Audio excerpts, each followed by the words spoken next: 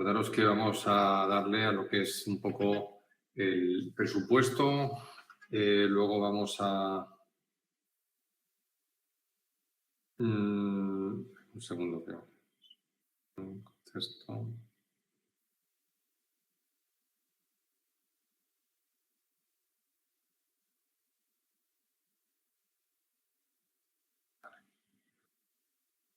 Para que ponga el modo avión, que mi padre también está aquí. Vale. Bueno, lo que decíamos, que empezamos con este bloque, luego damos la tesorería, tributos y recursos locales y un poquito de gestión tributaria. Con esto abarcaremos, pues bueno, un poco más o menos todo lo necesario para afrontar la parte económica de todo este temario y bueno, pues empezamos con lo que es el presupuesto. No tiene tampoco mayor historia. ¿Cómo empezamos? Pues empezamos por el principio. Empezamos con el principio de suficiencia financiera, que lo tenemos recogido en el artículo 142 de la Constitución y que digamos que es la parte o el reverso económico de lo que en principio sería la autonomía local. El 142 dice que las haciendas locales deberán disponer de recursos suficientes para el desempeño de sus funciones y se nutrirán fundamentalmente de tributos propios y de la participación en los tributos del Estado y de las comunidades autónomas. ¿Vale? Bueno, básicamente, si os fijáis, aquí hablamos del principio de suficiencia financiera, no hablamos del principio de autonomía financiera. Autonomía financiera estaría más o menos en el ámbito de las comunidades autónomas, básicamente porque acordaros que nosotros, como digo nosotros, en el ámbito de la administración local, lo que tenemos es una autonomía administrativa, no una autonomía política. Autonomía política la tienen las comunidades autónomas, muchas cosas porque pueden hacer leyes, evidentemente dentro del margen que le deja el Estado, pero pueden hacer leyes. Por eso nosotros no tenemos ese principio, esa autonomía política y por eso nuestra autonomía pues queda basada al ámbito de la autonomía que, bueno, garantizada en la Constitución y garantizada de una forma más o menos indirecta.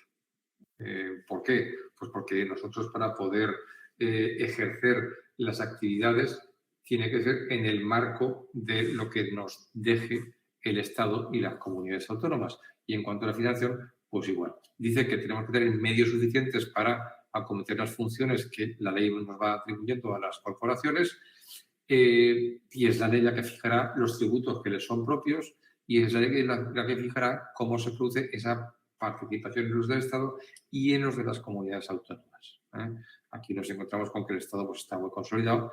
En las comunidades autónomas, no sé, en la vuestra, en la Comunidad Valenciana, poco a poco va dándose el Fondo de Cooperación Autonómica que le llaman, que por fin empiezan a dar algunos fondos de carácter incondicionado. ¿no? La financiación se nutre básicamente a través de bueno, pues las subvenciones que dan.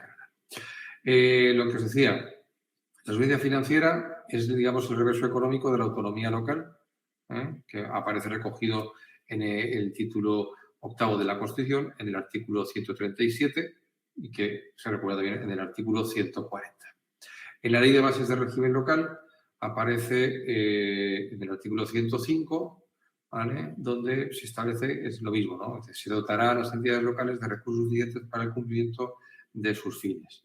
Y en cuanto al marco normativo que nos vamos a encontrar para hablar de los presupuestos, bueno, os remito aquí al Código de Régimen Local del BOE para tener un poco a mano toda esta legislación, pero básicamente va a ser la aplicación del texto refundido de la Ley Reguladora de Haciendas Locales, el Real Decreto Legislativo 2/2004. Sí vamos a usar el Real Decreto 500/90, que es el que desarrolla la Ley de Haciendas Locales en materia presupuestaria. Vamos a hablar del título octavo de la Ley Reguladora de Bases del Régimen Local, el sistema 85.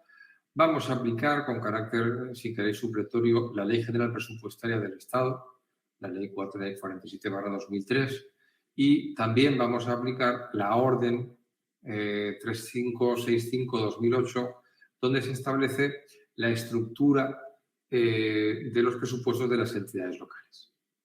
Entonces, un poco la normativa que vamos a necesitar para tratar todo el ámbito presupuestario, pues va a ser esta. ¿Qué es el presupuesto? Cuando hablamos de presupuesto, ¿a qué nos referimos? ¿No?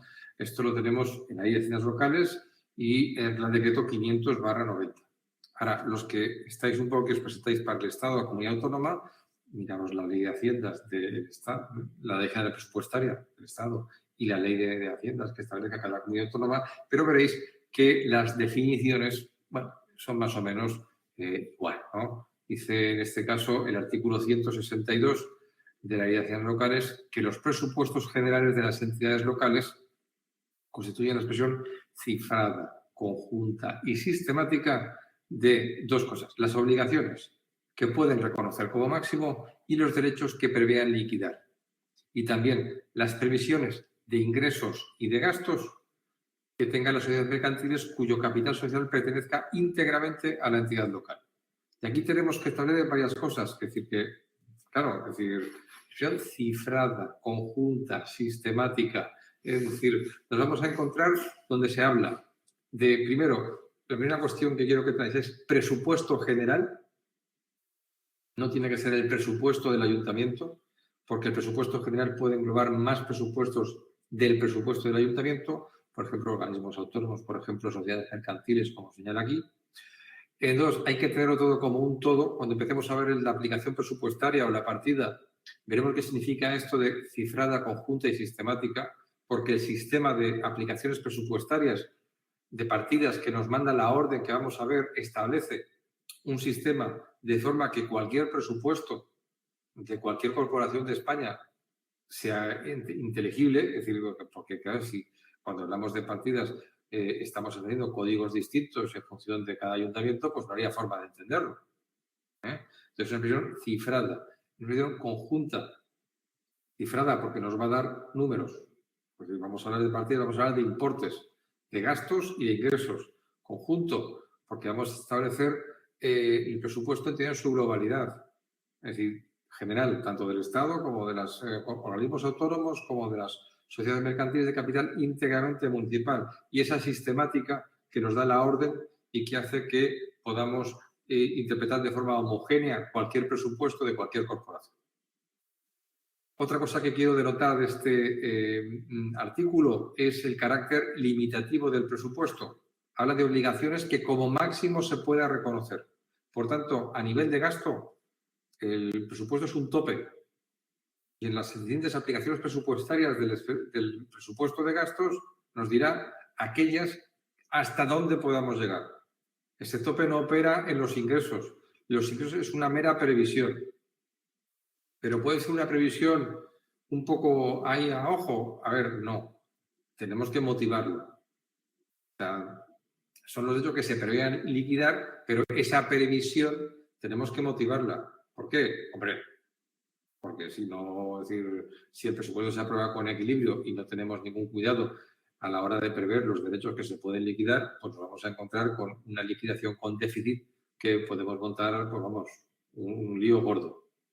Y luego hay que tener en cuenta que cuando hablamos de sociedades mercantiles, como la sociedad mercantil, a los efectos que nos interesa, el sector público, pero no es administración pública, habla de mera previsión, tanto de ingresos como de gastos.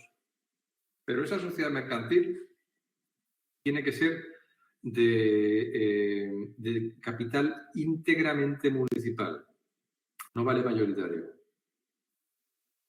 Y esta cosa quiero que lo tengáis claro porque estas son unas típicas cositas que es una tontería, pero en los test no nos crujen. Naturaleza del presupuesto. ¿Qué pensáis que es un presupuesto? A ver, entrando en lo que hemos visto en clases precedentes. ¿Es un acto o es un reglamento?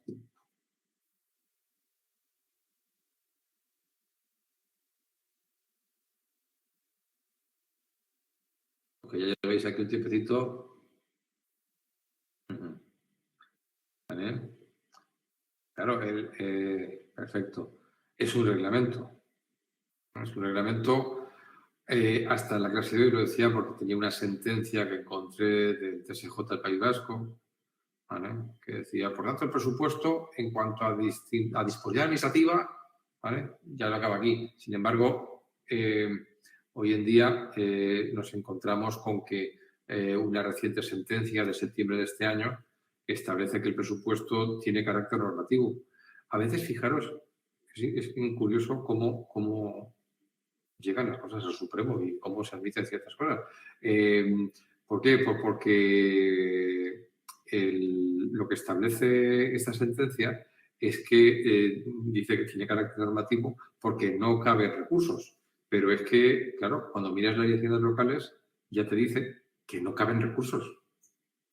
El presupuesto se impugna directamente ante el contencioso. Bueno, pues esto llega al Supremo y con la excusa de indicar que no caben recursos ordinarios, acordaros alzado o reposición, con esta excusa, que decir, lo que dice o lo que reafirma es el carácter normativo del presupuesto, es decir, no caben los recursos de alzada o reposición porque tiene carácter normativo.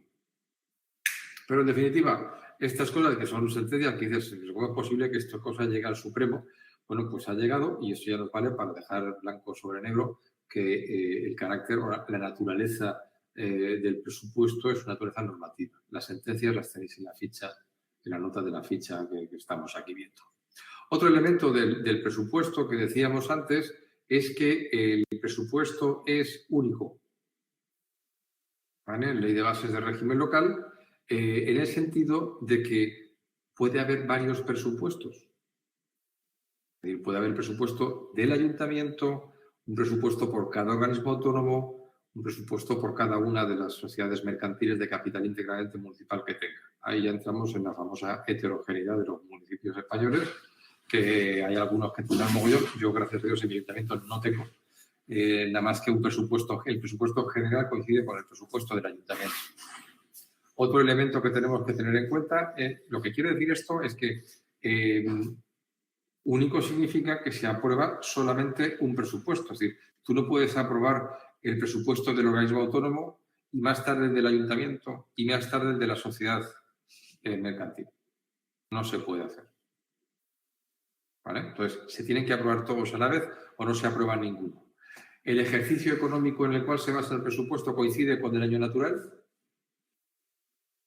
¿Vale? Y coincide con lo que hemos dicho. En este caso, bajamos ahora al reglamento y ya nos establece lo que hemos visto. Esa expresión cifrada, conjunta y sistemática. ¿No? Es decir, lo interpretamos como un todo, de forma numérica y con la sistemática, con la nomenclatura, con los códigos que marca el Estado. Luego veremos. Obligaciones con máximo, de los que se prevean, y luego las previsiones de las sociedades mercantiles. Y ahora vamos a ver el contenido del presupuesto general, que ya hemos adelantado antes. Artículo 164 de la Ley de Hacienda. Vamos a hablar de que ese presupuesto general se aprueba anualmente y tendrá el de la entidad local, sus organismos autónomos y las sociedades mercantiles de capital íntegramente municipal. ¿Por qué? Porque las sociedades cuyo capital no sea íntegramente municipal figuran como anexo, pero no constituyen parte del presupuesto general. Eso es lo que tiene como contenido. ¿Vale? ¿De qué se componen? ¿De qué se componen los presupuestos? Bueno, un poco lo hemos adelantado antes. Cada uno de estos presupuestos, ¿vale?, va a contener tres elementos. Tendrá el estado de gastos, tendrá el estado de ingresos y tendrá las bases de ejecución. ¿Por qué? Porque las bases de ejecución también establecen esa parte sistemática, cifrada, conjunta y sistemática. ¿Podemos aprobar un presupuesto solamente con el estado de gastos? No. ¿Solamente con el estado de ingresos? No. ¿Solamente con la entidad local? No. Tiene que contener todo esto. Y luego otro elemento ahí que viene de la modificación, pues, a través de la Ley Orgánica de Estabilidad Presupuestaria, es que el presupuesto general atenderá al cumplimiento de las reglas fiscales marcadas por la Ley Orgánica de Estabilidad Presupuestaria. ¿Vale? Entonces, cada uno de esos presupuestos que integran el presupuesto general, es decir, ayuntamientos, organismos autónomos, sociedades mercantiles de capital íntegramente municipal, tendrán estado de gastos y estado de ingresos. ¿Vale? En cuanto a las bases, en este caso, las bases de ejecución vienen marcadas como explicación del presupuesto. Es decir, muchas veces con ese carácter normativo que tiene el presupuesto, pues lo que hacemos es incluir, como antes se llamaban, o lo que se llamaba antes, leyes de acompañamiento de los presupuestos. Ahora ya no está de moda, ahora lo que hacen los presupuestos es que meten 200, así que llega ahí, adicionales, y ahí va metiendo todo. Antes había una ley que se llama Ley de Acompañamiento. Bueno, pues un poco las bases de ejecución son el libro de instrucciones de ese presupuesto. Y lo que van a contener son la adaptación de las normativas en materia presupuestaria a la organización y en las circunstancias propias de la entidad. ¿Vale? Estableciendo lo necesario o regulando lo necesario para realizar mejor los gastos y los ingresos. Ahora bien, lo que no puede modificar a través de bases de ejecución es saltarse la jerarquía normativa, es decir, lo que mande en cuanto a el Estado, es decir, la ley de haciendas locales, ni establecer procedimientos. Imagínate que el presupuesto se aprueba por mayoría simple. Pues imagínate que tú regules en la parte algo que requiera mayoría absoluta, ¿no? O que requiera otro procedimiento distinto. Y tú no podrías establecer, por ejemplo, un tributo a través de la ley de presupuestos. ¿Por qué? Porque requiere la ordenanza fiscal, ¿me entendéis? Pero sí puedes establecer, por ejemplo, ajustes en cuanto a procedimientos, pues, de facturación, de cobros, de tal. Pues yo, por ejemplo, si queréis, conocéis colgadas por aquí bases. Es decir, cada ayuntamiento, si queréis, tiene las suyas. Pero básicamente, pues lo que a veces ponemos es, pues bueno, adaptaciones a la propia entidad. Yo, por ejemplo, tengo puesto que la factura se va a exigir una factura a gastos de más de 90 euros. Es decir, en menos de 9, pues permito que me justifiquen gastos con tickets. ¿Y esto por qué? Porque no te vas en autopista, el alcalde o quien sea, y me tiene que justificar, pues bueno, pues es decir, haces cosas ahí para un poco arreglar, bueno, pues pequeñas cuestiones que afectan al día a día a la ejecución de los presupuestos, ¿vale? Ahora vamos a ver ese contenido. Un día me preguntabais que si las bases son para el presupuesto general o son para cada uno de los presupuestos. A ver, no he encontrado ahí una especificación de cada uno de tal. Puedes hacerlo lo que tú quieras. Puedes hacer unas bases específicas para cada uno de los presupuestos que la integran y unas bases para todo el ayuntamiento con las peculiaridades de cada una de las entidades que la integran, ¿vale? Yo lo que tengo es unas solas bases y además, como entiendo que estamos hablando de potestad normativa, yo he tenido siempre la de esto, tampoco he podido, de publicarlas en el boletín de la provincia cuando apruebe el presupuesto. De forma que, bueno, el carácter de publicidad que requiere, pues se lo damos ahí, ¿eh? Ahí ya cada uno hace lo que tal. ¿Cuál es el contenido? Para ver el contenido nos tenemos que ir al reglamento Real Decreto 500/90 y en este caso establece cuestiones que son importantes. O sea, ya veremos que aparte de lo que yo me pueda establecer, pues lo digo, ¿no? Para agilizar gastos, para eliminar alguna traba, para agilizar, tenemos que tener el nivel de vinculación jurídica de los créditos. Lo vamos a ver más adelante. Vamos a ver que nos vamos a encontrar con el que los créditos de presupuestarios se articulan a nivel de aplicación presupuestaria, de partida, pero vemos que también los podemos articular en bolsas. Es decir, que cuando vamos a ver si existe crédito en una partida, lo que miramos es en la partida o en un conjunto de partidas que cumplan unos niveles de vinculación entre ellas. Lo vamos a ver luego, pero que lo entendáis. Entonces, esos niveles de vinculación los vamos a ver en las bases de ejecución, que puede ser genérico, pero que puede estar más o menos desarrollado. Evidentemente, el nivel más estricto es el nivel que las partidas vinculan en sí mismas, pero puedes establecer distintos niveles de vinculación en según qué áreas, ¿vale? Todo esto, pues claro, lo regulas para actuación. Yo más o menos intento que me coincida en esa vinculación de bolsas por concejalías, si puede ser. Depende del año y depende de la legislatura. Luego también tiene que haber, por ejemplo, la regulación expresa y taxativa de los créditos ampliables y los recursos afectados. Es decir, si no lo hiciéramos en las bases de ejecución, no podríamos hacer una modificación presupuestaria que tenemos un momento que son los créditos ampliables. Entonces, si no lo regulo aquí, no se puede dar. Por eso es importante que se den. Si lo tienes. Yo a veces tengo, por ejemplo, vinculadas el cobro de multas con determinadas actuaciones de la policía. O, por ejemplo, tengo vinculado como ampliable, no lo he pensado nunca, los ingresos que obtengo por ejecuciones subsidiarias para la partida de ejecuciones subsidiarias. Porque conforme voy recaudando, voy ampliando crédito en la partida para así poder crédito para otras ejecuciones subsidiarias que pueda tener. Claro, pues lo tienes que tener un poco esto previsto. Aquí vamos un poco en las necesidades y en lo que tú veas. Regulación de las transferencias de crédito, regulando el órgano competente para autorizarlas. Esto es muy importante. Lo que pasa es esto y en el resto de partidas. ¿Por qué? Porque cuando luego miramos, ya lo veremos en transferencias de crédito, generaciones de crédito, incorporación de remanentes, no dice quién es el órgano competente. La ley de Haciendas no lo dice. Es decir, lo que dice es cuándo es el pleno. Entonces, tú en las bases, si tú no pones nada, el órgano competente para modificar el presupuesto, ¿quién será? ¿Quién es el órgano competente para aprobar el presupuesto?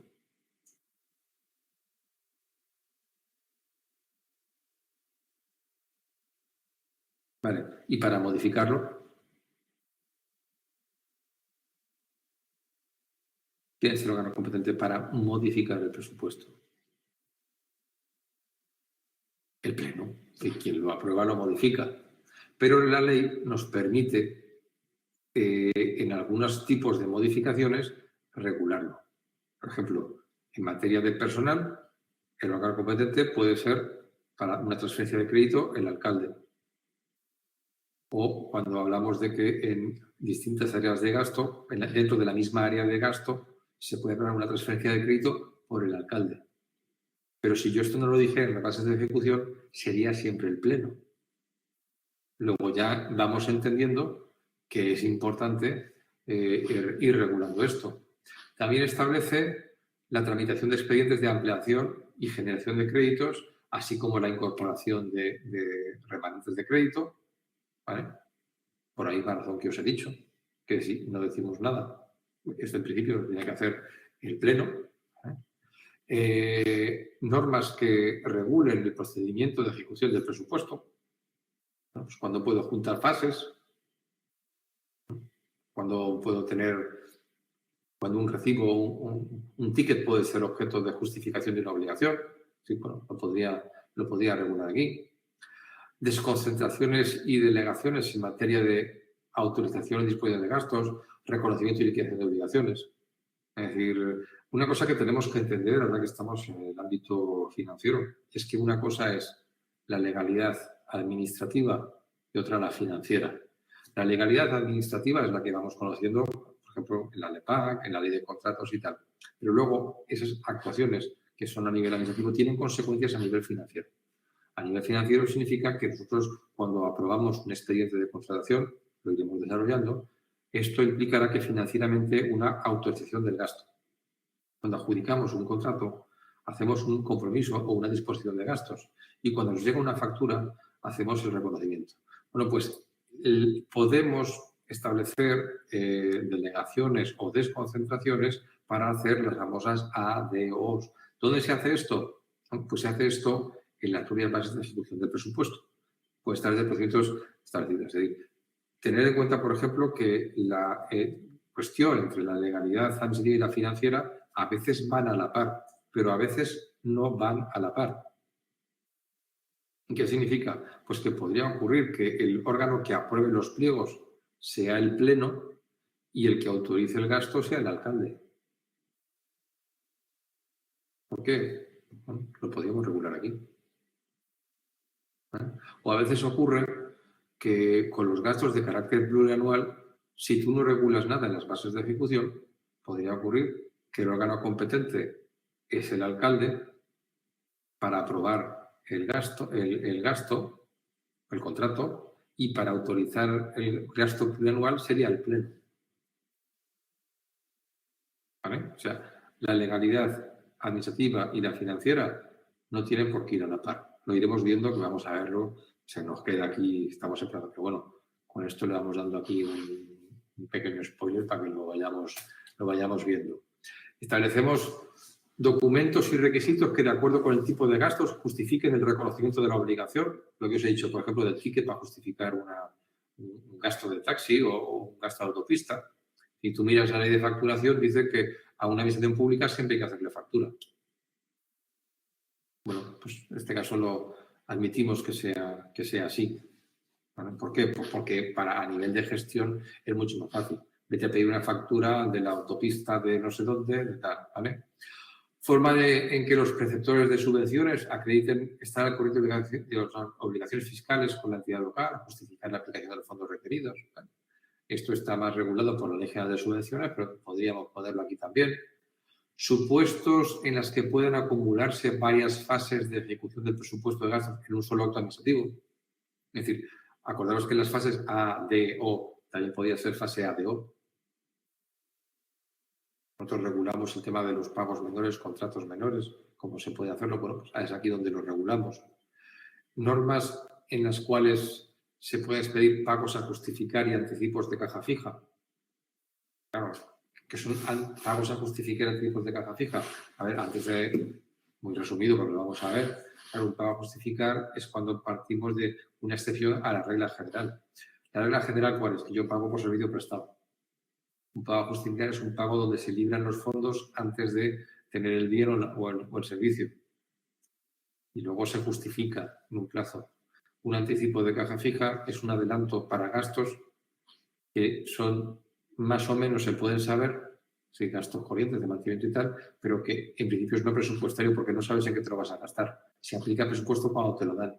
Es decir, anticipamos dinero y luego es cuando se justifica. Es decir, si no establecemos en las bases de ejecución, por ejemplo, quiénes son los habilitados para los anticipos de caja fija y los importes, pues tendremos un problema, porque si no, no se podrían dar.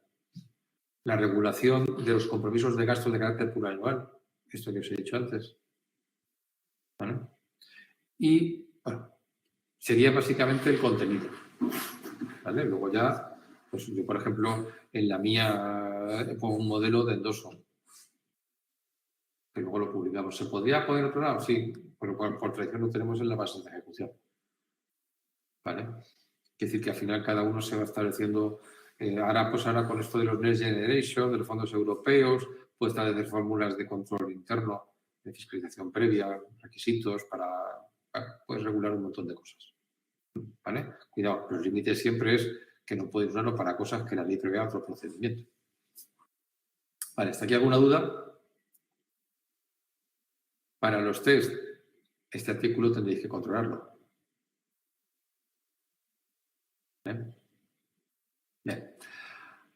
Vamos a ver ahora, hemos visto qué presupuestos integran el presupuesto general. Hemos visto que hay un presupuesto único. Hemos visto que el presupuesto tiene un carácter normativo, reglamentario. Ya veremos, pues ya sabemos que el presupuesto se aprueba por mayoría simple, no absoluta, simple, por favor. Estas cosas, o sea, como tal. Hemos visto que cada uno de los presupuestos tienen el estado de gastos, el estado de ingresos y unas bases de ejecución. Podían ser de todos o podía ser cada uno la suya. ¿Vale? No entiendo que haya mayor dificultad. Claro, depende de la problemática de cada uno. Y ahora vamos a ver los anexos al presupuesto general. Esto ya es a todo el presupuesto, es decir, presupuesto compuesto por el ayuntamiento, organismos autónomos, sociedades mercantiles. ¿Cuáles son esos anexos? Primero, planes y programas de inversión a 4 años. ¿Vale? A 4 años.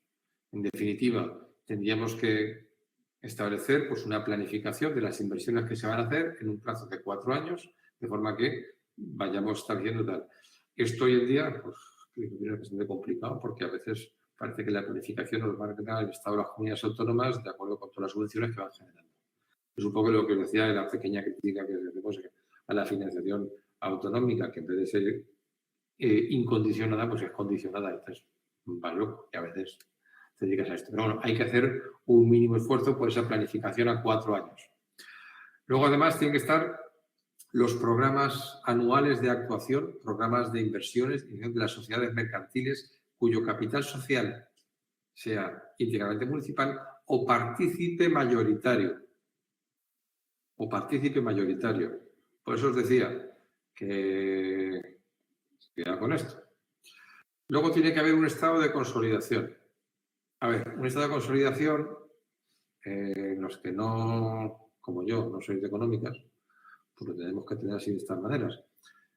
Imagínate que tú tienes el ayuntamiento y tienes un organismo autónomo, ¿vale?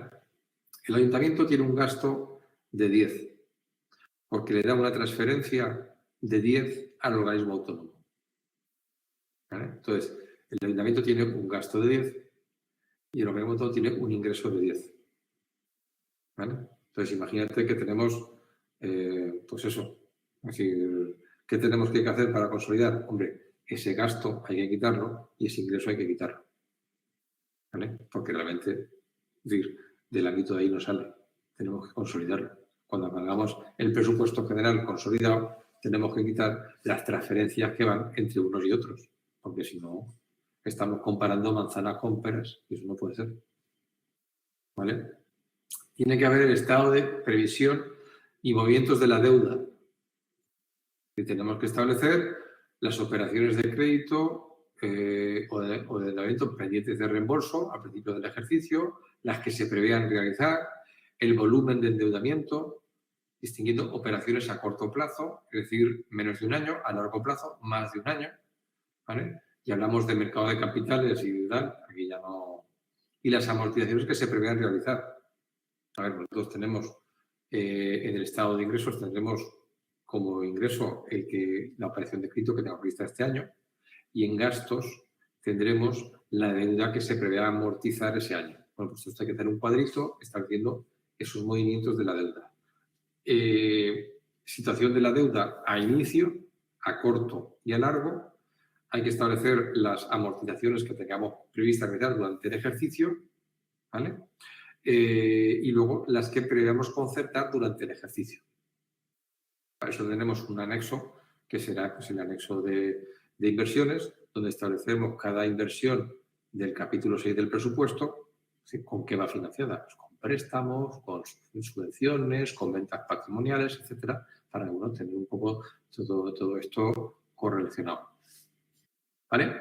Entonces tenemos el concepto, tenemos el contenido, tenemos la estructura del presupuesto, los anexos y ahora vamos a ver límites que nos vamos a encontrar. La primera cuestión que nos encontramos es la prohibición de déficit. Prohibición que tienen las corporaciones locales. Es decir, aquí lo que nos encontramos es que cada uno de los presupuestos, es decir, no vale decir, cada uno de los, el del ayuntamiento, el del organismo autónomo, puede aprobarse sin déficit inicial. ¿Puede tener superávit? Puede tener superávit. Lo que no puede tener es déficit. ¿Vale?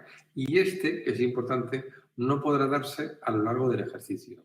Por tanto, si en algún momento hiciéramos alguna cuestión que nos afectara en los ingresos, tendríamos que nos pudiera provocar un déficit durante la ejecución presupuestaria, tendríamos que limitar el estado de gastos para que no incurrir en ese déficit. Por ejemplo, imagínate que por la razón que sea, parte de un padrón no lo vamos a cobrar. Lo hemos tramitado mal, nos han ganado un juicio, lo que sea, y entonces tenemos que 200.000 euros que teníamos previstos en ingresos no van a recibir o no se van a recibir. Tendríamos que ajustar en gastos en menos 200.000 para que no se diera esa situación de déficit. Para que no se diera esa situación de déficit.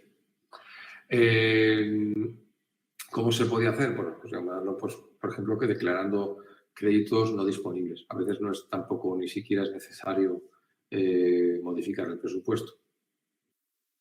Una situación de no disponible es una situación en la que puede estar un crédito presupuestario en la que no se puede tocar. Te has puesto un candado, no se puede tocar. Bueno, pues si no lo puedes tocar, pues ya está, no hace falta quitarlo ni bajarlo a cero. Por tanto, primer límite con que nos encontramos.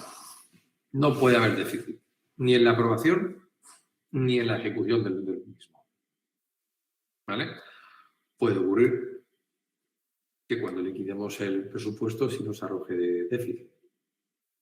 A ver, yo no conozco a nadie que durante el presupuesto establezca esto bien, ¿no? Es decir, lo normal es que si es poco te parezca. ¿Por qué? Porque como hemos visto que el estado de ingresos es una mera previsión, si esa previsión, por lo que fuera, no se cumpliera, podría dar lugar a que tuviéramos la liquidación. Eso nos podría afectar al remanente, ya entraremos en eso, y por lo tanto podría provocar, como os he dicho antes, que en el ejercicio siguiente tuviéramos un presupuesto con superávit, no con déficit, para compensar esa liquidación negativa. ¿Vale? La siguiente es la previsión de compensación de créditos. Y dirás, hombre, esto es fácil de entender. Bueno, yo me he encontrado de todo. A ver, tenemos un estado de gastos, tenemos un estado de ingresos, ¿vale? Pues lo que viene a decir es que tanto los derechos liquidados como las obligaciones reconocidas se van a aplicar al presupuesto por su importe íntegro. Es decir, no puedo compensar ingresos con gastos. Dices, hombre, ¿y esto por qué? A ver, el presupuesto es un elemento tiene dos vertientes. Una que es de control y otra que es de planificación. Y esto que, a ver, en primer lugar, vamos a planificar. Estamos fijando en un horizonte temporal de un año, ¿vale?, los gastos que yo como máximo puedo realizar y los ingresos con los cuales preveo cubrir ese gasto. Bien, vale. ¿Cómo? ¿Por qué es un elemento de control? Hombre, porque evidentemente la realización del presupuesto tiene un componente político que no vamos a... que es innegable, ¿no? Creo que es evidente. Y a su vez lleva un elemento de control de esa acción política. Es decir, que usted ha podido vigilar que ese gasto se ha cumplido y que el prioridad se ha realizado. Y cuando se ha realizado puede ser pues, mala gestión ineficiente, etcétera. Entonces, claro, si nosotros vamos a coger y vamos a compensar ingresos con gastos, vamos a perder el origen y la aplicación de los fondos que hemos visto, porque vamos a tener... Y dices, esto, hombre, esto claro que es así. Ya, pues no es así. Mira, os voy a contar un caso, modo batallita. A veces me pasó que un día fuimos a un tractor, me parece que era un tractor, algo de la brigada. Estas cosas siempre pasan con la brigada de servicios. Que han encontrado un tractor tal, y el tractor valía 4.000 pavos. Un chollo de tractor, 4.000 pavos. Entonces, nada, vamos a hacer el tema de 4.000 pavos. Retención de crédito, 4.000 pavos. Pues nada, vamos a realizarlo y de repente, cuando estamos me entero que, a ver, que son 4.000 pavos porque realmente el tractor vale 6.000, pero a cambio damos el tractor viejo que son 2.000. Claro, la RC debía ser por 6.000 y debe haber un ingreso por 2.000. ¿Eh? Si compensamos, es decir, no sabemos por cuánto hemos dado de baja el tractor viejo, ni sabemos por cómo de alta el tractor nuevo. Pero además es que no tenemos retención de crédito por 6.000, la teníamos por 4.000, luego no había dinero. ¿Vale? Es decir, que por eso, cuando hablamos esto de los coches y tal, yo considero que no, pero vamos a comprar, y dice, cuidado, entregamos algo a cambio, porque esas cuentas que pone aquí, dice, mira, ¿y esto qué te queda? Es que está, eso, artículo 165.3 de la Ley de Haciendas Locales. ¿Vale? Es decir, no se puede compensar derechos con obligaciones. Ahora, se exceptúa por lo anterior las devoluciones de ingresos que se consideren indebidos por el tribunal o la autoridad competente. Ahí sí puedo compensar. ¿Vale? Cuando tengo que devolver, por ejemplo, el vicio, pues lo tengo que devolver. Lo que haremos será minorar los ingresos. No haremos un gasto. ¿Me explico? Yo ahora tengo que devolver un dinero que ya tengo ingresado. Claro, devolver un dinero es pagar, salir. Entonces, no, lo que me dice aquí es que no voy a hacer un pago de una devolución. Es decir, haré un menor ingreso. ¿Vale? Por ejemplo, por eso hay veces que yo en el puesto de construcción, instalaciones y obras he tenido a veces una liquidación negativa. ¿Por qué? Porque las devoluciones del ICIO han sido mayores que el ingreso. Pues sí, a veces pasa. Nosotros, por ejemplo, nos hemos encontrado con que, a ver, pues en la picaresca, a veces que tú tienes un beneficio fiscal que le otorgas, por ejemplo, durante X tiempo, vamos a poner una tarifa un tipo de gravamen el 50% respecto al tipo de gravamen normal.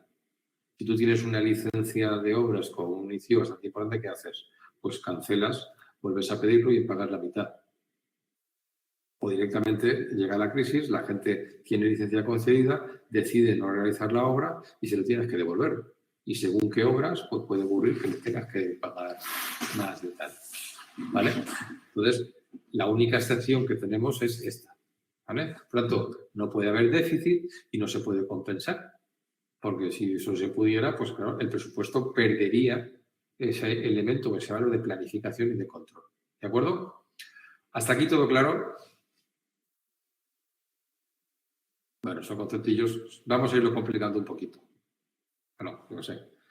Y ya depende de tal. ¿Vale? Bien, ahora hemos visto esto. Y ahora vamos a centrarnos en esa parte de gastos, esa parte de ingresos que tenemos dentro del presupuesto. Vamos a ver qué son. Entonces, vamos a ver la estructura del presupuesto. Y aquí ya vamos a entrar en lo que son, ya hemos visto, presupuesto del ayuntamiento, del organismo autónomo, estado de gastos, estado de ingresos, dentro del estado de gastos, las obligaciones que como máximo puede reconocer. Hemos visto que es una acción cifrada, conjunta y sistemática. Y hemos ido dándole contenido a esa definición, ¿no? Entonces, ahora vamos a ir en cuanto a qué es el artículo 167 de la Ley de Haciendas Locales y esa orden que regula la estructura de presupuestos de las entidades locales. En el tema 17 tenéis un anexo de esa orden donde establecen las partidas y tal. Esto os recomiendo que para preparar este tema os lo descarguéis. Lo tenéis en el BOE también, es decir, que se puede consultar, ¿no? Yo lo dejo ahí para que lo descarguéis y ya lo tenéis.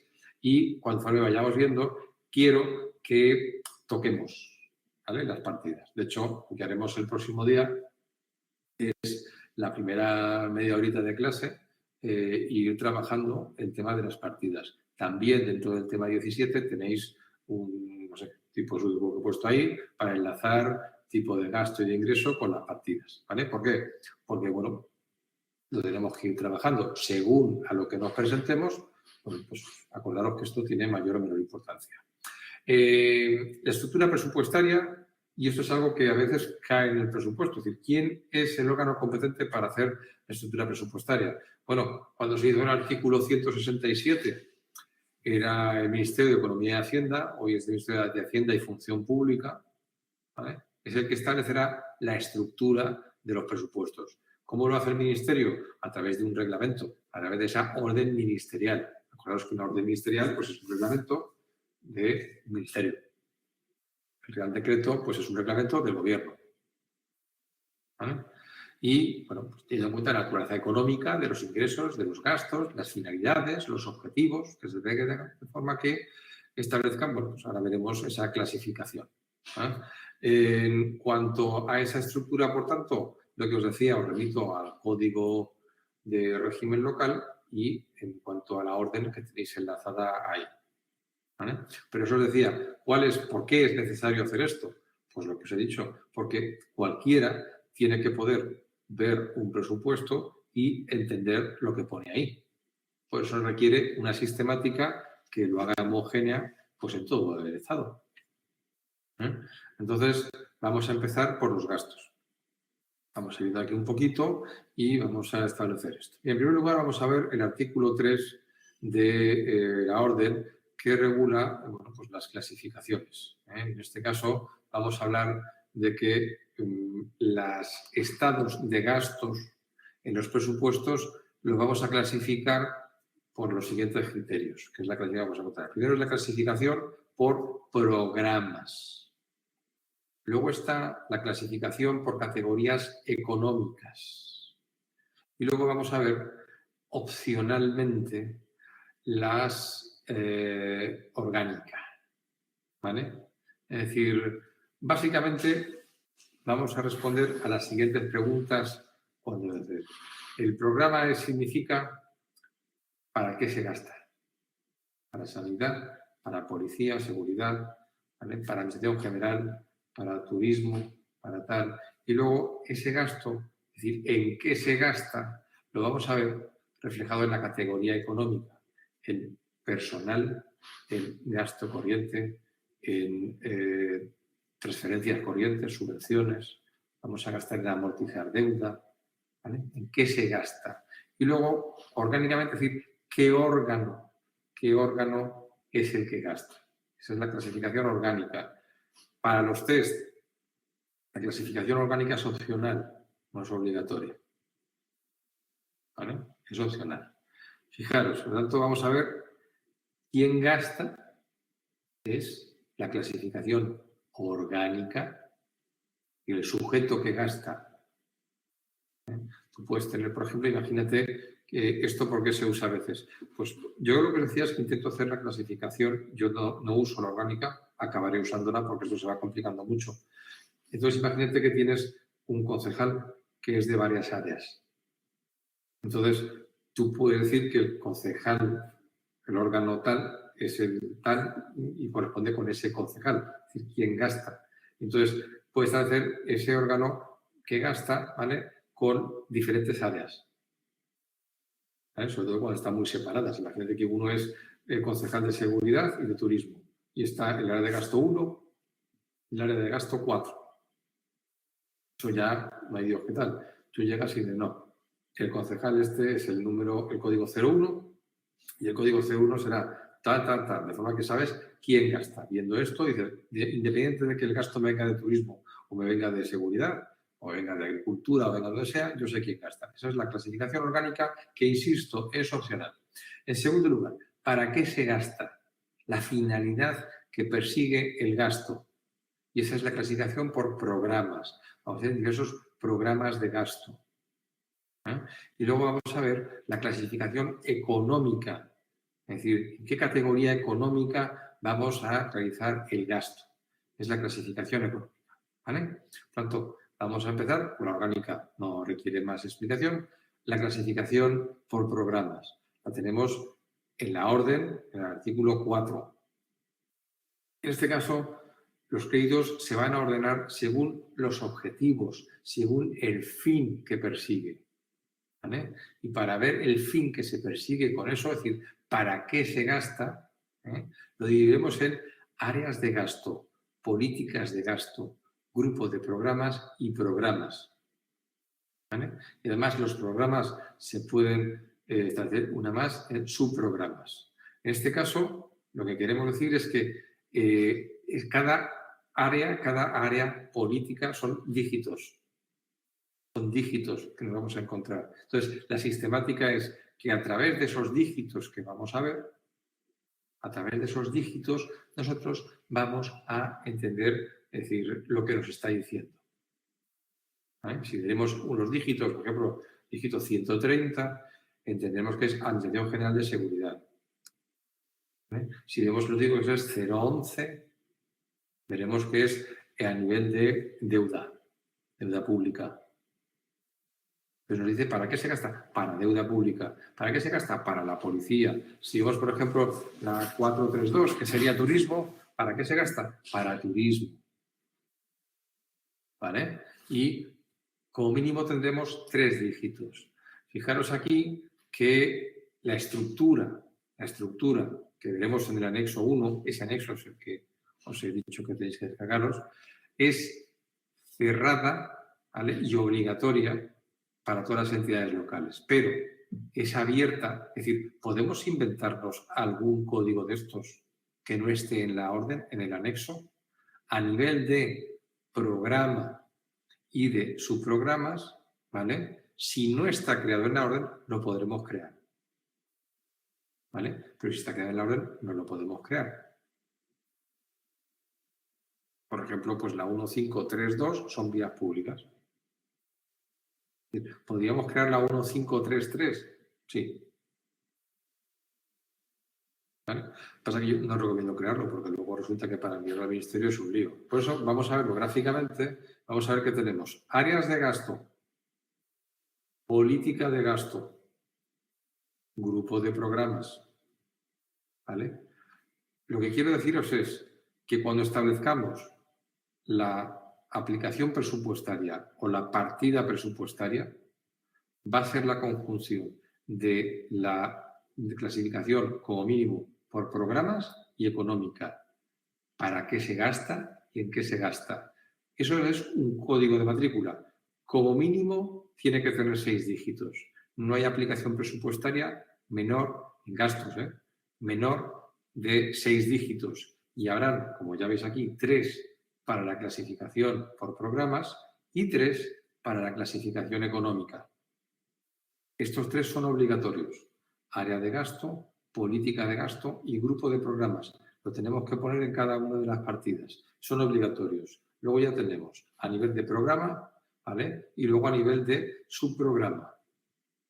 Estos, si no están creados en la, si no están creados en la orden, los podemos usar, los podemos inventar. Los otros, los que están en azul, no los podemos inventar. Son los que aparecen en el anexo de la orden. Entonces, para estudiar, como mínimo tendríamos que tener básicamente cierto control de las áreas de gasto. Vamos a verlo. Áreas de gasto más importantes. Nos encontramos son área de gasto 0, deuda pública. La área de gasto 1, servicios públicos básicos. Por lo que os he dicho. Ahí entraríamos con la policía, urbanismo, medio ambiente, ¿vale? Bienestar comunitario, que sería pues asfaltado, alcantarillado, ¿vale? Movilidad urbana, protección civil, los bomberos, las vías públicas, la vivienda. Esos serían los servicios básicos. Luego tendríamos área de gasto, actuaciones de protección y promoción social. Aquí estaría todo lo que es servicios sociales, ¿vale? Tendríamos que sería la 231, ¿vale? Estaría el fomento del empleo, que aunque no es una competencia propia, pues se puede asumir, que es la 241, ¿vale? Luego ya nos encontraríamos con el área de gasto 3. Aquí decíamos producción. ¿Para qué te gastas? Para producir bienes públicos de carácter preferente. ¿Qué son bienes públicos de carácter preferente? Pues la sanidad, la educación, la cultura, el deporte, ¿vale? Serían básicamente estos, ¿vale? Es decir, y luego ya nos encontraríamos con las actuaciones de carácter económico. ¿Aquí qué tendríamos? Agricultura, ganadería y pesca, ¿vale? Estoy mirando aquí.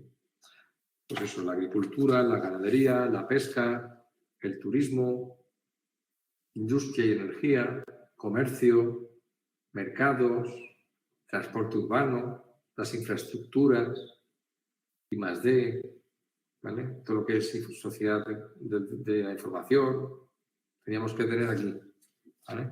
Y luego ya pasaríamos al área de gasto 9, que seríamos actuaciones de carácter general.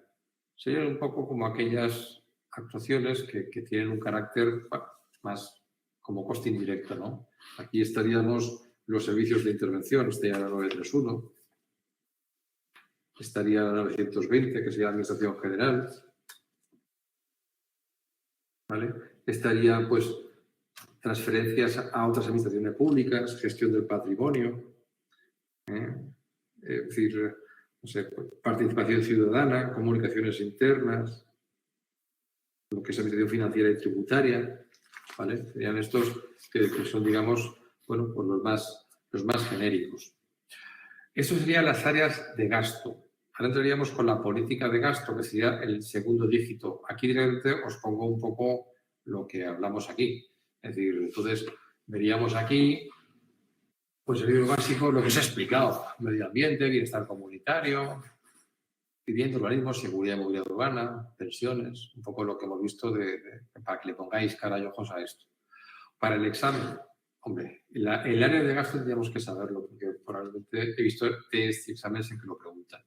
Y además, si cuando cogéis y vais a exámenes, lo que digo siempre, ¿no? Es decir, cuando hablamos de plazas en propiedad, estamos yendo a la plaza, no al puesto. pero cuando vamos a bolsas, hay es muy probable que si vayamos al puesto, porque si vamos a acudir a un interinaje, el interinaje pues esté relacionado con lo que vamos a dar. Entonces, bueno, sabía que si se da alguna bolsa para intervención y tal, pues esto convendría tenerlo cierto control. En esta clasificación por programas nos vamos a encontrar pues un poco lo que os decíamos, es decir, que la partida va a tener 6 dígitos, ¿vale? Y los 3 primeros responden a lo que hemos dicho, a la clasificación por programas. Los otros responderán a la clasificación económica. Aquí lo que veis es la clasificación, os he puesto algunos ejemplos, tampoco estoy más sacado de mi presupuesto, ¿vale? Tenéis aquí lo que es comercio, que lo tengo abierto en la 4314, está bien creado, y en la 412 pues tengo puesto agricultura, ¿vale? Y entonces vemos en qué se gastas en agricultura. ¿Cómo? Pues regenerar, reparación de maquinaria, en la Brigada Verde para quitar, desbrozar, cunetas, en Administración General de Agricultura, que es la 410, para retribuciones del personal de agricultura, complementarias, la seguridad social. Es decir, ¿para qué? Para agricultura. ¿En qué se gasta? En jornadas para los agricultores, en preparación de maquinaria, en contratar a una empresa para que haga el mantenimiento de tal, en participar en una mancomunidad, que es una transferencia que tal. ¿Vale? Lo vamos entendiendo. Comercio. ¿En qué me gasto? Pues en comercio. Pues aquí digamos la retribución de los funcionarios, el mantenimiento de la oficina de comercio, en campañas comerciales, en una subvención para los comerciantes, en la cuota del mercado. Bueno, pues todo esto sería un poco lo que nos van a decir esa partida. Es decir, que viendo la clasificación de números que tenemos a la izquierda, vamos prácticamente viendo el gasto que tenemos allí. Vale, clasificación por programas, ¿la tenemos entendida?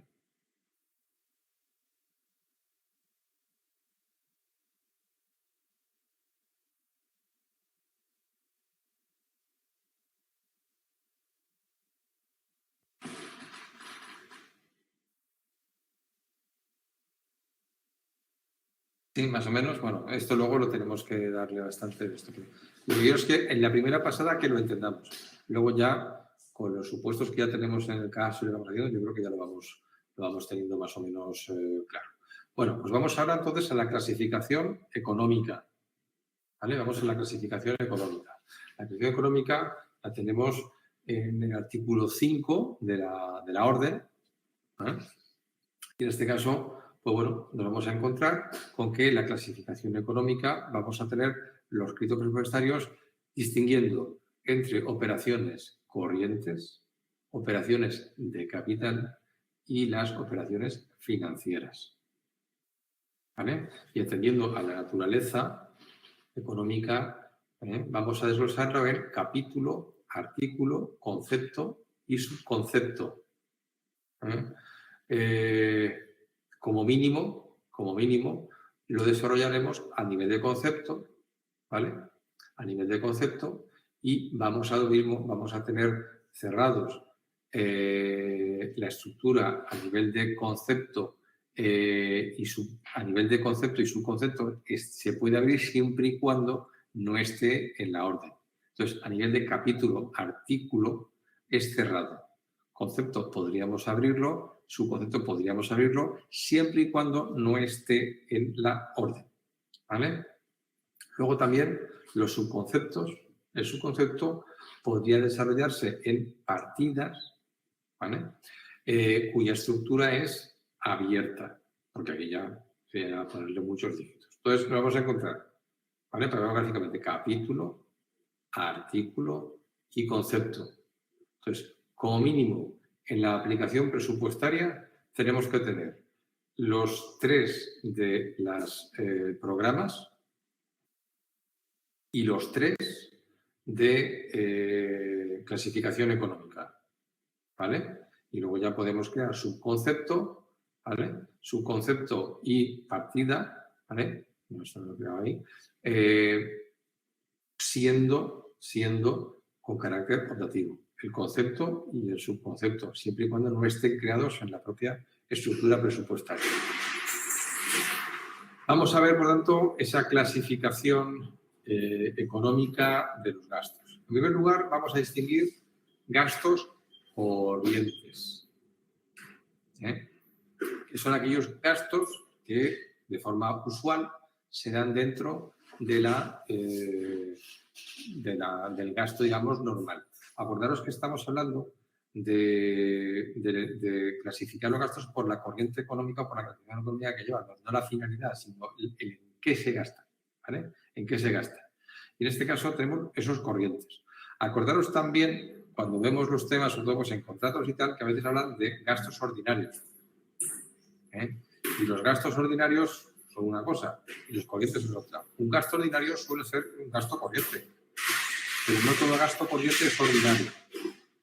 ¿Vale? No todo gasto corriente es ordinario. Si nosotros tenemos un gasto para contratar a una empresa para que nos haga una determinada actuación, pues hombre, es corriente porque es normal que contratemos, pero como ese gasto es para hacerlo de forma puntual, es un gasto extraordinario, no es ordinario.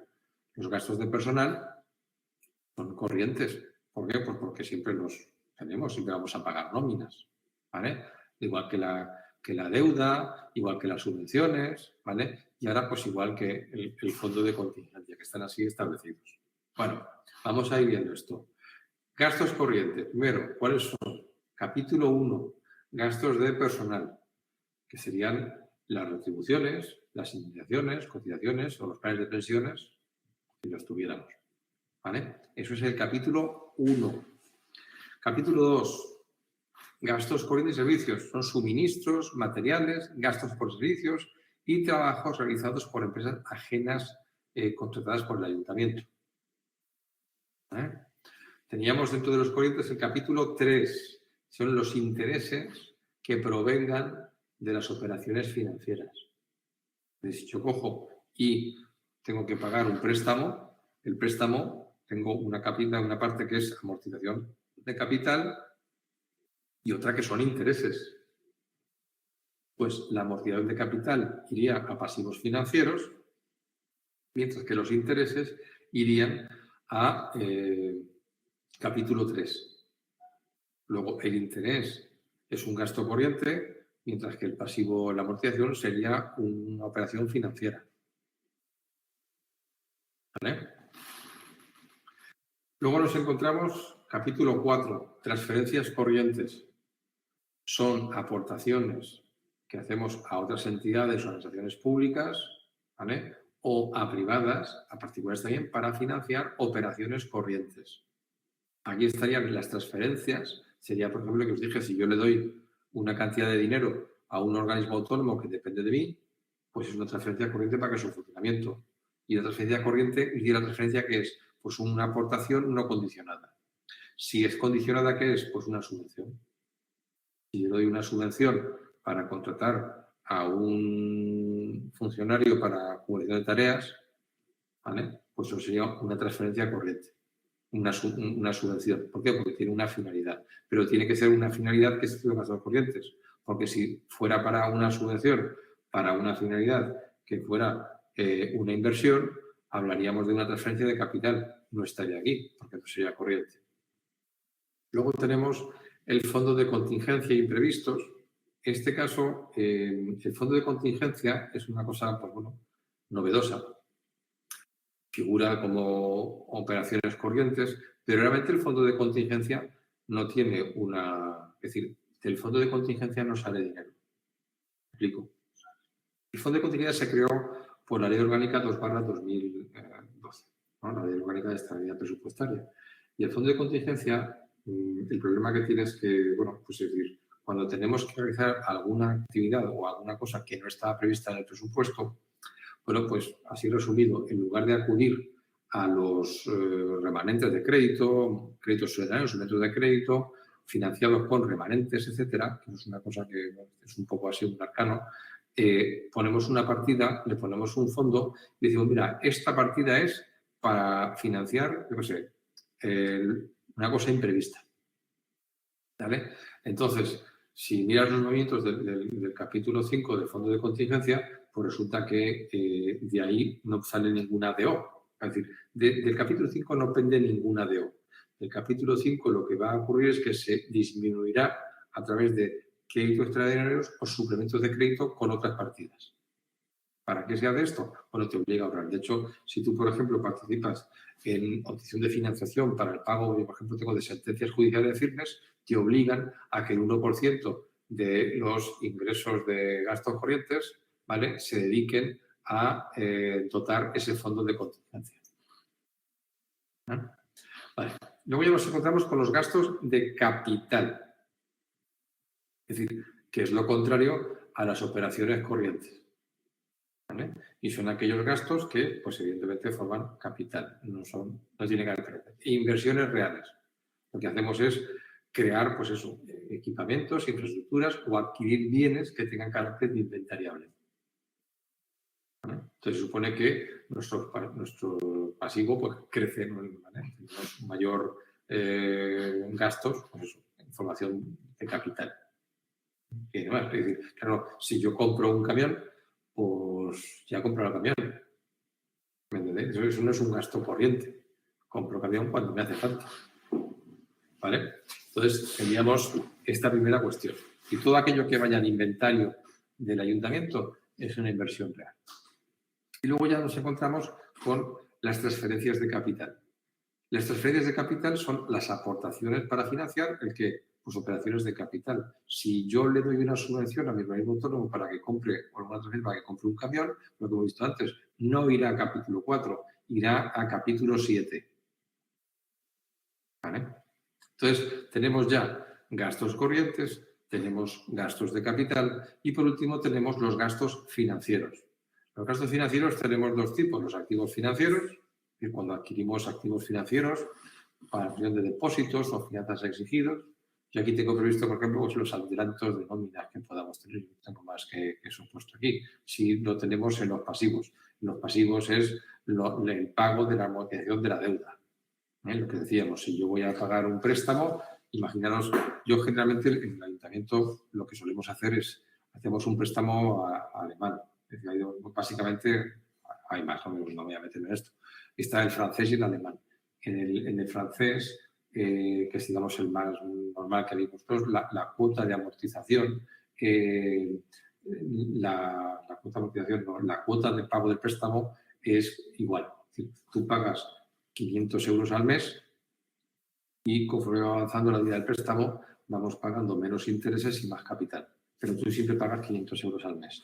Evidentemente, como ya hemos dicho, que una parte de la amortización de la deuda tiene que ir a la capítulo 9 y otra al capítulo 3, yo lo que hacemos siempre es cuota de amortización constante.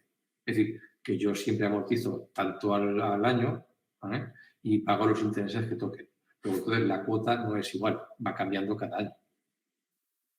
¿Vale? Entonces, cuanto más avance en esto, pues más van bajando los intereses, porque es lo menos que me va disminuyendo. Ahora, son cosas que hace cada uno. A efecto de todo esto, cuando comparamos y miramos un poco, adelanto simplemente, lo que es el tema de la estabilidad presupuestaria, simplemente lo que mide la estabilidad presupuestaria, que decíamos antes, el presupuesto se da al cumplimiento de las reglas fiscales, ¿no?, de la estabilidad presupuestaria. Bueno, pues se hace sin ajustes, no entre los ajustes, comparando los capítulos 1 a 7 de ingresos con el capítulo 1 a 7 de gastos. Es decir, quitamos los gastos financieros. ¿Vale? Quitamos el capítulo 8 y quitamos el capítulo 9. ¿Por qué? Porque se supone que si tú con los ingresos no financieros financias los gastos no financieros, ¿vale?, estás en equilibrio. Si tienes que acudir a ingresos financieros para financiar gastos de capital o gastos corrientes, estarás en inestabilidad. O al menos si superan los ingresos, si eso supera a los gastos. Es decir, que si tú confrontas capítulos 1 a 7 de gastos y capítulo 1 a 7 de ingresos y tienes más gastos que ingresos, estarás en inestabilidad. ¿Cómo puedes tener más gastos que ingresos? Porque estés financiando con, por ejemplo, remanentes, que estaría en el capítulo 8, inversiones reales, que es lo que suele ocurrir. Nos dejan hacer un ajuste y cuando las reglas fiscales están en vigor, lo que tenemos que hacer es un plan financiero, que básicamente tampoco tiene mayor historia, porque el activo que yo financio, que es el remanente, ya lo iremos viendo, tampoco os agobiéis, surge de la liquidación y conforme pasa el tiempo se pone al sitio, no hay que hacer ningún ajuste. A ver, un plan financiero significa que si tú llegas y no tienes ingresos para hacer los gastos, pues tienes que subir impuestos o tienes que bajar gastos. O sea, tampoco es que se haya inventado la pana. Y entonces en el plan tienes que decir qué ingresos subes y qué ingresos bajas, ¿vale? Pero si el remanente, que es sobras de ingresos de otros años, lo tienes ahí y lo has financiado, pues al final llegarás al equilibrio. Y no hace falta hacer ningún ajuste raro. Vale. Bueno, dicho sermón de la estabilidad, en la clasificación económica, pues bueno, lo vemos como hemos visto antes, ¿vale? Nos vamos a encontrar con que vemos también la económica, la progresión por programas, y vemos ahí la económica. Y vemos en qué nos gastamos dentro de esto, ¿no? Como hemos visto antes, ¿no? En sueldos y salarios, en gasto corriente, seguridad social, capítulo 4, ¿vale? Es un poco para que lo veáis. ¿Qué es la aplicación presupuestaria entonces? ¿Qué es la aplicación presupuestaria? Bueno, pues lo que hemos dicho antes, la aplicación presupuestaria sería, en este caso, la conjunción que tenemos de la aplicación de la clasificación por programas y la clasificación económica. A ver, yo siempre pongo un ejemplo. Siempre digo que el presupuesto es un armario, ¿vale? El presupuesto es un armario y ese armario tiene cajones. La aplicación presupuestaria sería cada uno de los cajones que tenemos en el armario donde guardamos, en el principio donde guardamos el presupuesto, vamos poniendo dinero en los cajones. ¿Vale? ¿Qué ocurre? Cuando hablamos de la orden, de ese carácter sistemático, lo que hace la orden es ponerle el nombre en cada una de las etiquetas de los cajones. ¿Vale? Eso es lo que estamos haciendo a través. Entonces, claro, para que todos los cajones se llamen igual, el Estado dicta la orden de estructura de presupuestos que nos marca, bueno, pues todo esto. Esa aplicación presupuestaria, que es un poco lo que tenemos que decir, es la expresión cifrada del crédito presupuestario, que vendrá definida como mínimo por la clasificación por programas y la clasificación económica. ¿Cómo? A nivel de grupo de programas o programas o a nivel de concepto o subconcepto. ¿Qué quiere decir esto? Que la aplicación presupuestaria tiene que tener como mínimo 6 dígitos, 3 y 3. ¿Vale? Y además puede tener la clasificación orgánica si la hemos creado. Porque ya os dije que la clasificación orgánica es potestativa. Ejemplo, tenemos aquí la 4312-22606. Vamos a verlo. Es decir, esto es una etiqueta que tenemos en el cajón del presupuesto y que nos va a decir en qué nos hemos gastado el dinero. Fijaros, el 4 es el área de gasto, política de gasto, grupo de programas y programas. Como mínimo, tiene que estar a nivel de grupo de programas. ¿Vale? Esto es lo mínimo. Es decir, en la orden me deja esta más. Si no, podía inventarla. Ahora vamos a la clasificación económica. Capítulo, artículo, concepto, subconcepto y partida. ¿Vale? Vale. Esto sería la partida o aplicación presupuestaria. ¿Vale? Yo le llamo, ahora le llamamos partida presupuestaria o aplicación, ahí ya como queráis. Más técnico sería la aplicación. Vamos a verlo de otro modo. Nos encontramos con que hablamos de actuaciones de carácter económico, sería el área de gasto, ¿vale? Comercio, turismo y pymes.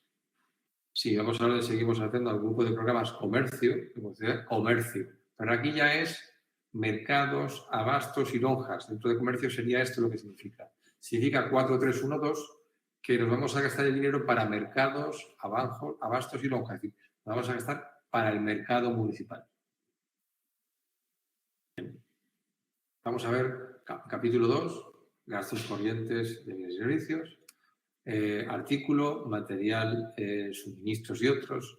Concepto, gastos diversos.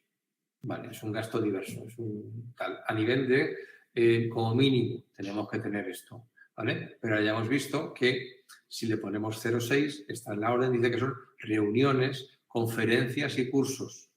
Luego, entonces, ¿qué nos dice esta aplicación presupuestaria? Pues que nos gastamos X dinero en el mercado y en conferencias. Es decir, estamos pagando con esto una conferencia que será para el mercado. ¿Vale? Poco tiene tal. Vamos a los ingresos. ¿Hasta aquí alguna duda? Madre mía, no sé si estáis dormidos o tal o cual. Vale, no tenéis dudas. Bien. Venga, vamos con los ingresos. En los ingresos, artículo 9 de la orden. Y aquí nos vamos a ocurrir porque vamos a hacer lo mismo. Vamos a separar operaciones corrientes de capital y las financieras. Y vamos a hablar de capítulos, artículos y conceptos. ¿Por qué? Porque en ingresos la clasificación por programas no existe. Solo vamos a tener la clasificación económica. Capítulo, artículo, concepto. Su concepto, partida. Lo que hemos visto antes. Por tanto, lo mismo que hemos visto antes, a nivel de concepto y subconcepto, es abierta. ¿Qué significa? Que podemos crearle nombres si no están en la orden. Capítulo, artículo, concepto, igual, 3 dígitos. Subconcepto y partida. ¿Vale? Acordaros, en ingresos no hay clasificación por programas, solo la económica. Vamos a ver esta clasificación. Ingresos corrientes. Capítulo 1, gravar de la renta es el IBI, el impuesto de vehículos de tracción mecánica o el IAE. Indirectos, solo es el ICIO, capítulo 2. ¿Vale? El ICIO, capítulo 2. 3, tasas y otros ingresos. Aquí tenemos tasas, precios públicos, contribuciones especiales, cuotas de urbanización. 4, transferencias corrientes. Lo que antes era un gasto, ahora es un ingreso. Si yo recibo una subvención del Estado, comunidades autónomas o diputación, o recibo una donación, pues da una herencia, ¿vale? Una herencia no. Me dan un particular, me da un dinero para hacer algo, ¿vale? Para financiar operaciones corrientes. Ya entenderéis que si me dan una subvención para comprar un camión, ¿qué será? Capítulo 7. Capítulo 5. Ingresos patrimoniales. ¿Vale? Aquellos ingresos que tengan del patrimonio, que sean pues, de bienes patrimoniales. ¿Vale? Vale.